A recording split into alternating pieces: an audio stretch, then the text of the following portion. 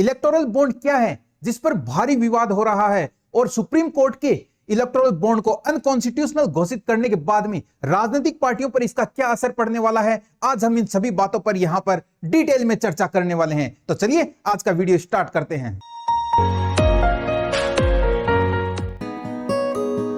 भारत के मुख्य न्यायाधीश डीवाई चंद्रचूड़ के नेतृत्व वाली सुप्रीम कोर्ट की 5 जजों की एक संविधान पीठ ने इलेक्टोरल बॉन्ड या चुनावी बॉन्ड से जुड़े मामलों की सुनवाई की। अब यहां पर साथियों मैं आपको बता दूं कि जब भी संविधान से जुड़े कोई केस की सुनवाई होती है तो उसके अंदर सुप्रीम कोर्ट के कम से कम 5 जज बैठते हैं। अब हमारे सामने सबसे बड़ा सवाल है कि ये इलेक्टोरल बॉन्ड क्या है और इन इलेक्टोरल बॉन्ड की शुरुआत कब की गई थी और कौन सी राजनीतिक पार्टी के द्वारा की गई थी, और इन इलेक्टोरल बॉन्ड से हमें क्या फायदा होने वाला है या देश को नुकसान होगा।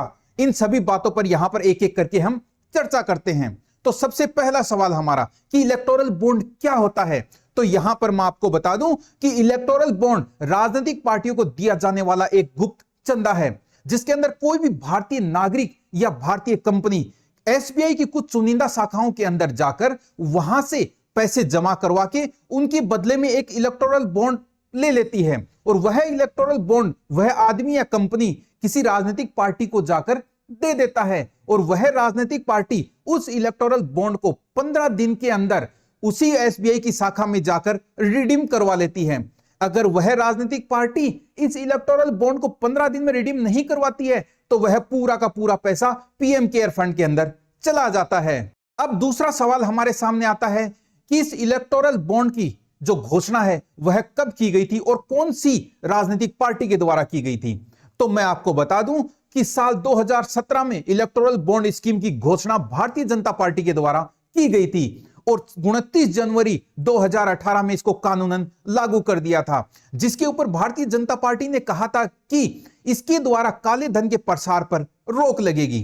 अब इसके आगे नेक्स्ट सवाल आता है हमारे सामने कि इलेक्टोरल बॉन्ड को कौन खरीद सकता है और कितने कितने रुपए के इलेक्टोरल बॉन्ड खरीदे जा सकते हैं। तो मैं आपको बता दूं कि इलेक्टोरल बॉन्ड को कोई भी भारतीय नागरिक या भारतीय कंपनी खरीद सकती है जिसके पास एक बैंक अकाउंट है और उसकी केवाईसी कंप्लीट है, तो वह बैंक में जाकर पैसे जमा करवा के उसके बदले में इलेक्टोरल बॉन्ड खरीद सकता है।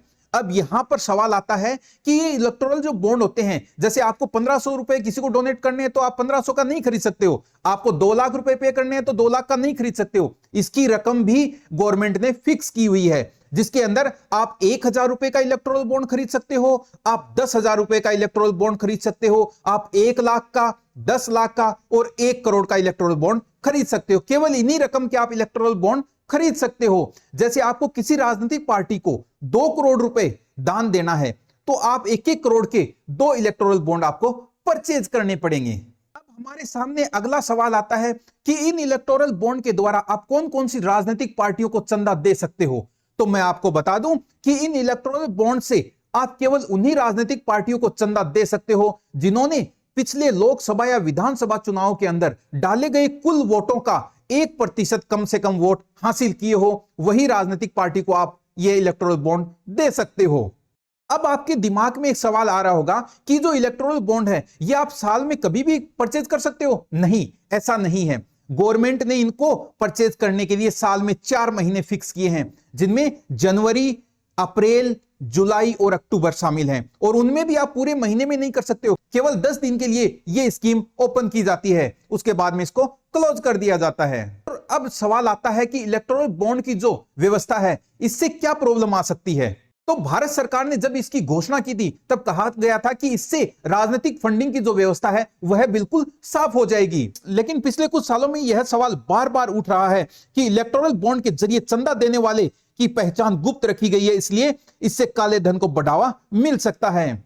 चुनावी निगरानी संस्था एसोसिएशन ऑफ डेमोक्रेटिक रिफॉर्मर्स की एक रिपोर्ट के मुताबिक साल 2016-17 और 21-22 के बीच 5 वर्षों में कुल 7 राष्ट्रीय दलों और 24 क्षेत्रीय दलों को चुनावी बॉन्ड के जरिए कुल 9,188 करोड़ रुपए मिले।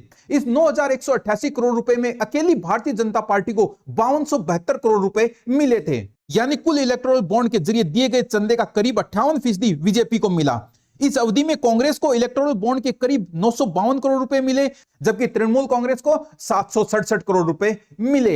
इसका मतलब साफ है कि इस चंदे से सबसे ज्यादा फायदा बीजेपी सरकार को हो रहा था। चुनाव आयोग और आरबीआई की राय पर साल 2019 में सुप्रीम कोर्ट के सामने दायर एक हलफनामे में चुनाव आयोग ने कहा था कि इलेक्टोरल बॉन्ड राजनीतिक फंडिंग में पारदर्शिता को खत्म कर देंगे और इनका इस्तेमाल भारतीय राजनीति को प्रभावित करने के लिए विदेशी कॉर्पोरेट शक्तियों को आमंत्रण देने जैसा होगा। एडीआर की याचिका के अनुसार भारतीय रिजर्व बैंक ने बार बार चेतावनी दी थी कि इलेक्टोरल बॉन्ड का इस्तेमाल काले धन के प्रसार, मनी लॉन्ड्रिंग और सीमा पार जालसाजी को बढ़ावा दे सकता है। अब ये कैसे, मैं आपको बता दूं कि कुछ विश्वसनीय सूत्रों के हवाले से खबर मिली थी कि चीन की कुछ कंपनियां हैं जो भारतीय राजनीति को कंट्रोल करना चाहती हैं। तो उन्होंने क्या किया, अपनी एक डमी कंपनी इंडिया के अंदर डाल दी और उस कंपनी का केवल एक ही उद्देश्य था कि वह इलेक्टोरल बॉन्ड परचेज करे बैंक से और राजनीतिक पार्टियों को पैसा दे, मतलब चंदा देना ही उसका एक मेन उद्देश्य था और चंदा देकर वह राजनीतिक पार्टियों को अपने कंट्रोल में रखेगी। तो इससे देश को कितना बड़ा नुकसान होने वाला था।